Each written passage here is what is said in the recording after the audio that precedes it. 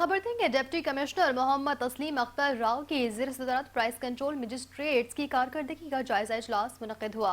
इजलास में additional deputy commissioners, assistant commissioner समेत तमाम जिला प्राइस मजिस्ट्रेट्स ने शिरकत की है। एडिशनल डिप्टी कमिश्नर रेवेन्यू मावन फातिमा ने प्राइस मजिस्ट्रेट्स की कारकर्दगी के बारे में डिप्टी कमिश्नर को ब्रीफिंग भी दी। मसनूई महंगाई करने वाले के खिलाफ शिकंजा सख्त करने का फैसला भी किया गया। अशियाए ज़रूरिया की मुकर्रर करदा निर्खों में जायद फरोख्तगी पर भारी जुर्माने और FIRs के इंदराज का फैसला भी किया गया। गैर मेयारी और पानी लगाकर गोश्त फरोख्त करने वालों के खिलाफ रोजाना की बुनियाद पर क्रैक डाउन किया जाएगा। कसाबों के खिलाफ कार्रवाइयों के लिए लाइव स्टॉक प्राइस मजिस्ट्रेट्स के बाद पैराफोर्स को भी इख्तियारात दिए गए हैं।